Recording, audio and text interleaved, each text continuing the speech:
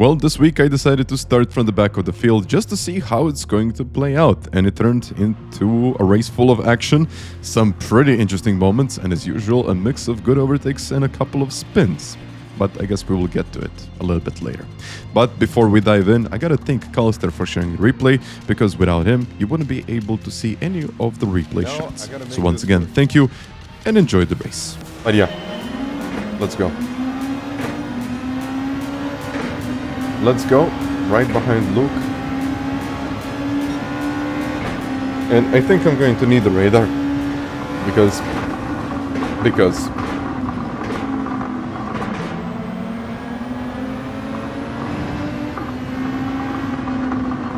easy.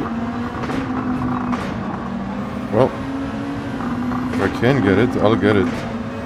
Whoa. A little bit unfortunate for Luke.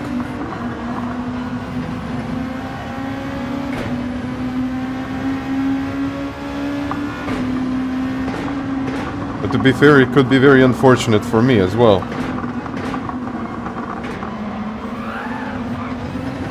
I thought that I was sliding, yet he was sliding.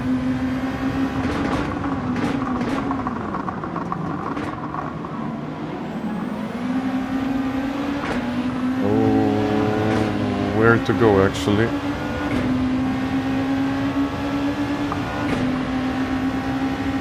Poster right in front. Whoa! Yeah.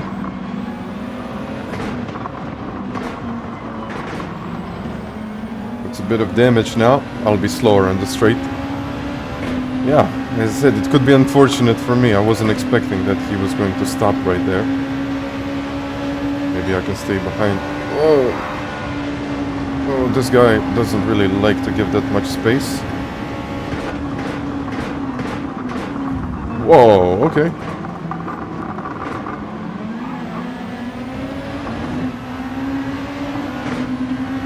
No space at all, actually. Whoa, they both crashed. Wow. And after that pretty eventful first lap, it was time to kind of really start pushing. As expected, there were some yellow flags, because this is what usually happens in a race like this one. And eventually, I got some breathing room, and well, that's when I could really start to push and see what I was actually capable of, and I might even get a couple of places here.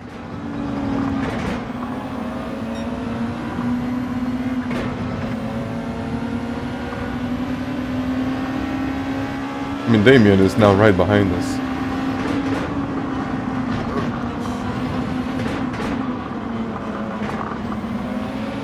Try to be on the power early.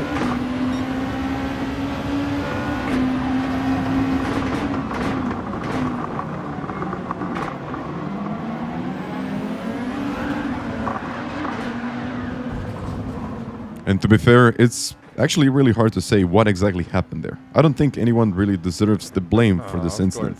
It was just one of those things that can happen, especially when you're starting at the back of the field. And honestly, I'm doing this for fun. And actually being too critical of someone for defending their position might be a bit too much. These things happen, and I should expect them. It did happen in this race, but that doesn't mean this race is over. Just one lap later, I caught up the field again and started gaining some positions. Wow, okay. Kind of back in the game, I guess.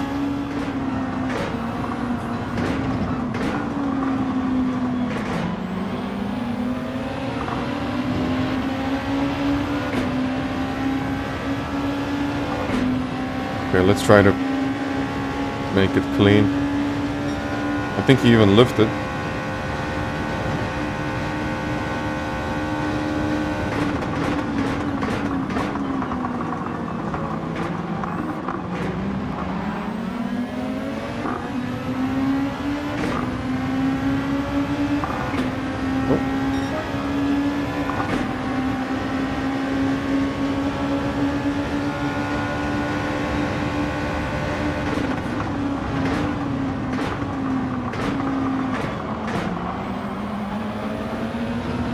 let's go, let's go, let's go now. Now we are back in the pack and starting to make some real progress. The NSX was typically quicker through the middle section, especially in the more technical parts of the track. So following it right there was definitely a challenge. But once I got close enough and we hit the straight, it was only a matter of time before I could line up and attack.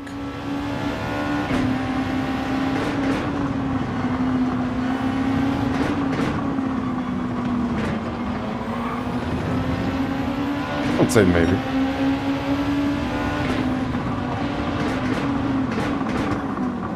No.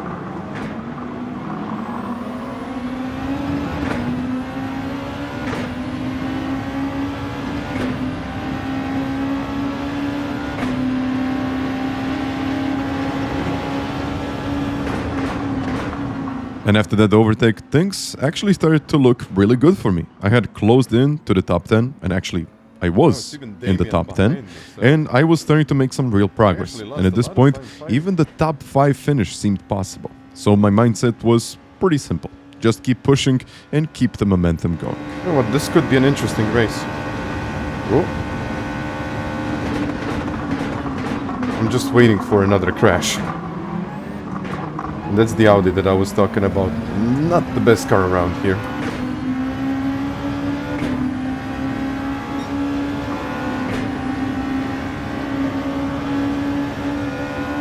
Ready? Just in front. Whoa.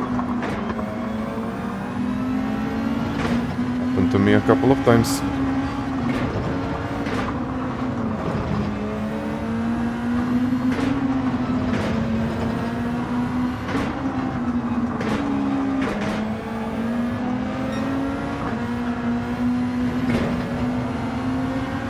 Look at DRS.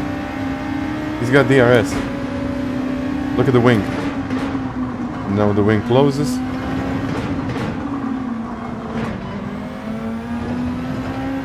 That's why it's so difficult to overtake him on the straight.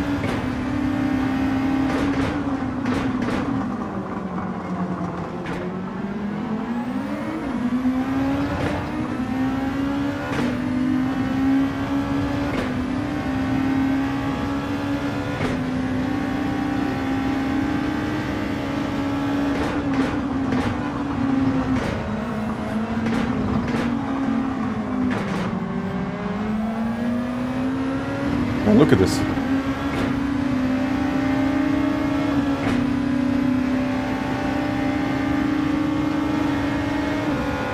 know what? I'll try it.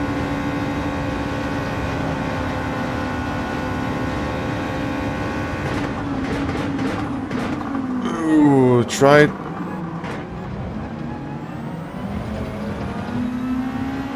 Well, he got back to me. I know he's got DRS, so anything is possible.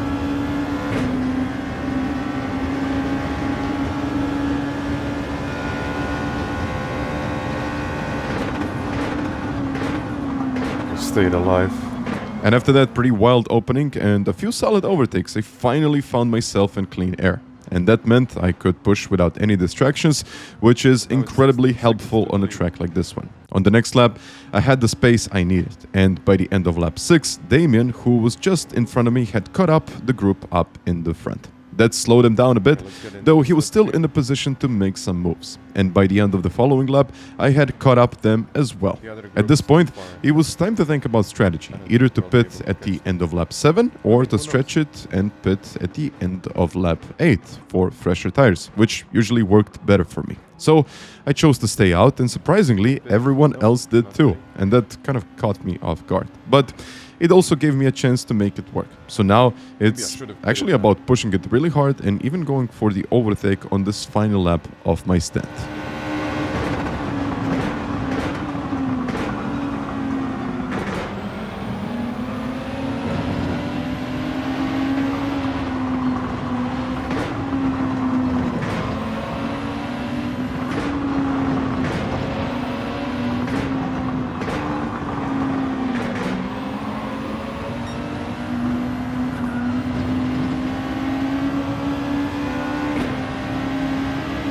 But the thing is that I'm not losing too much time to the leader.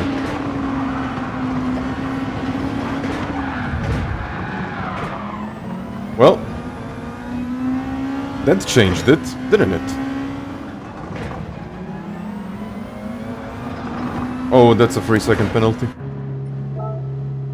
That usually, when you cut the track like that, it's a 3-second penalty.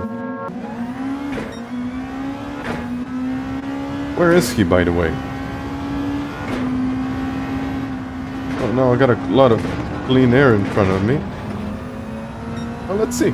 And now I had plenty of clean air ahead, but the focus really shifted to not ruining the tires on the first lap, even though I had only had to do like 4 laps on those tires. But the wear can build up really quickly. And I talked about this in one of my earlier videos, actually the video on Monday.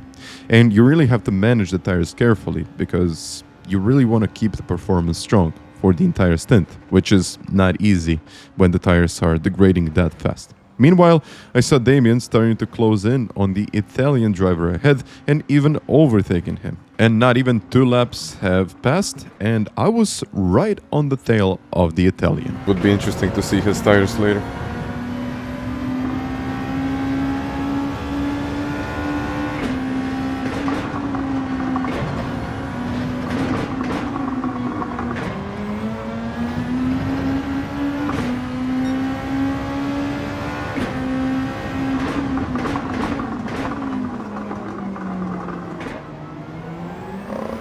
I got onto the marbles. Not a good idea. I mean, that's never a good idea.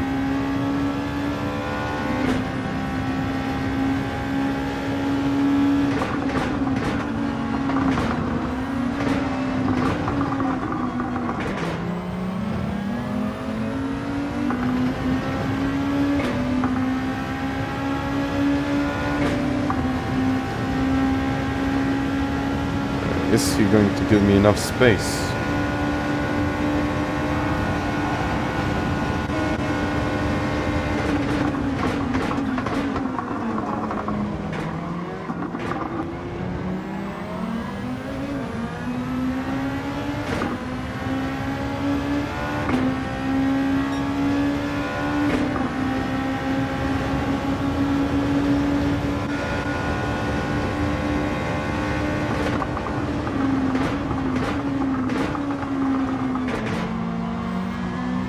Not really. Okay. So I gotta work for that P5.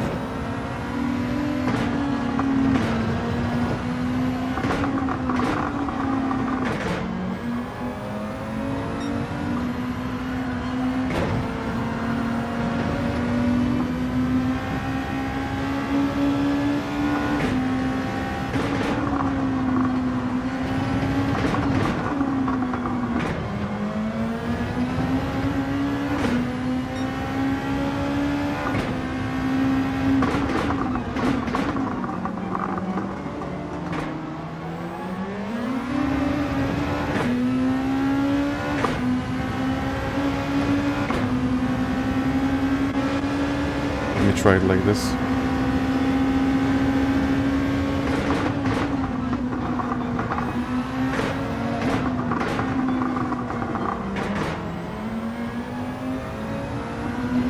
Am I too far away now? Ooh, that's a problem.